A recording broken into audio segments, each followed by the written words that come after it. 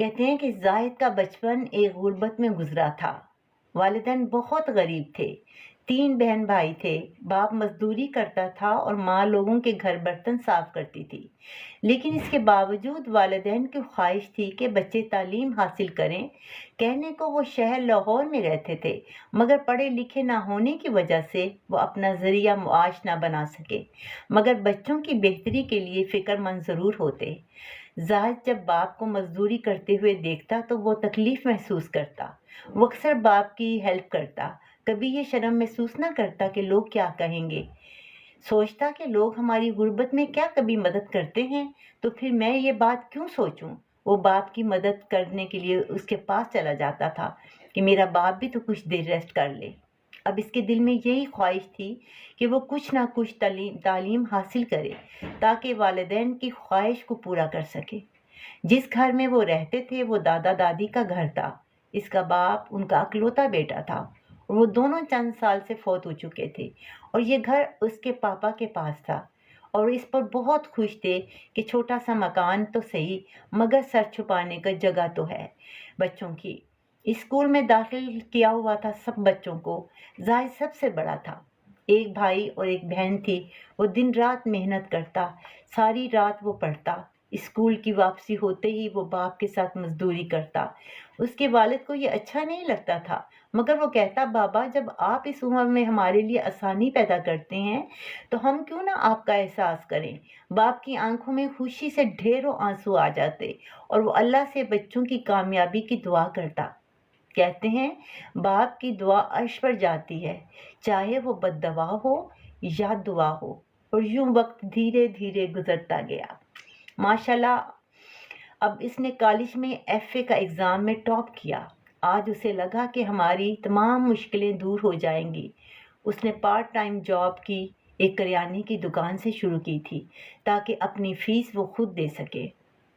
اس کے والدین اب اکثر بیمار رہنے لگے تھے۔ اس نے کسی آفس میں جاب کرنے کے لیے درخواست دی تھی تو اسے بینک میں نوکری مل گئی، اس کے اسکالرشپ کی وجہ سے۔ اب اس کے دن بدلنے لگے تھے۔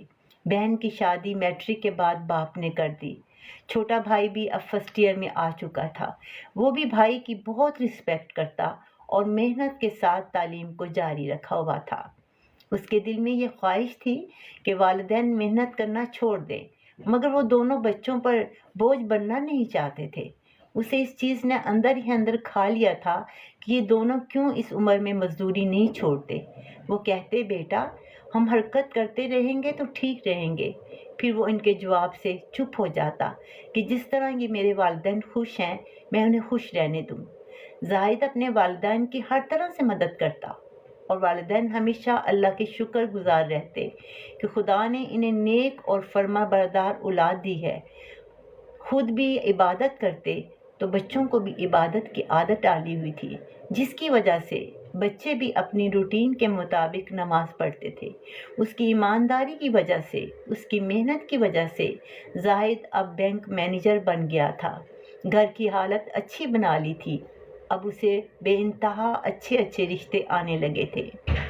والدین چاہتے تھے کہ وہ شادی کر لے، مگر زاہد چاہتا تھا کہ بھائی بھی کمانے لگا ہے، پہلے اس کی شادی سے سبق دوست ہو جائیں۔ اس نے اپنی کزن سے اس کی شادی کروا دی۔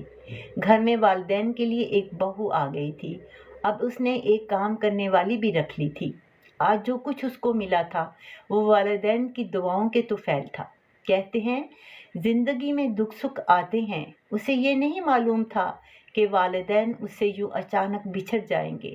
والدین اپنے رشتہ دار کی کسی وفات کی خاطر بس کے ذریعے فیصلہ آباد گئے تو راستے میں اچانک ایکسیڈنٹ ہو گیا اور 10 افراد موقع پر ہی جاں بحق ہو گئے، جس میں اس کے والدین بھی تھے۔ یہ دن اس کی زندگی کا ایک کربناک دن تھا۔ سب کی حالت غیر تھی۔ وہ والدین کی لاش سے نہ ہٹتا۔ اسے یاد آتا کہ والدین کو میری شادی کی کتنی فکر تھی اور میں یہی کہتا رہا کہ پہلے بھائی کی ہو جائے، مگر اب میں ان کی خواہش کیسے پوری کروں گا۔ یہ خلش اس کے ضمیر کو ہمیشہ تنگ کرتی۔ وہ شادی شدہ بچوں والا ہو گیا تھا، مگر اس کا ضمیر اسے ہمیشہ یہ بات یاد دلاتا۔ کہتے ہیں کچھ یادیں زندگی میں انسان کو بار بار احساس دلاتی ہیں، وہ سوچ ان کا پیچھا نہیں چھوڑتی، اور یہی زاہد کی سوچ تھی اور وہ اکثر اشکبار ہو جاتا تو فیملی سمجھ جاتی تھی کہ ابو اپنے والدین کے لیے بے چین ہیں۔ انہیں پتہ تھا کہ ہمارا باپ اپنے والدین کی باتیں ان کے سامنے روز بیان کرتا ہے، بچوں کے سامنے، تاکہ اپنے باپ سے اس کی طرح کی عقیدت وہ بھی رکھیں جس طرح ان کا باپ اپنے والدین سے۔ کہتے ہیں جو بیج بوؤ گے ویسا تم کاٹو گے۔ اس لیے یہ ضروری ہے کہ انسان اپنے والدین کا احترام کرے، ان کو اپنا والدین سمجھتے ہوئے ان کے لیے آسانیاں پیدا کرے، اور جیسا انسان کبھی سوچتا ہے ویسا ہی انسان کو اللہ تعالیٰ جو ہے وہ پھل دیتا ہے۔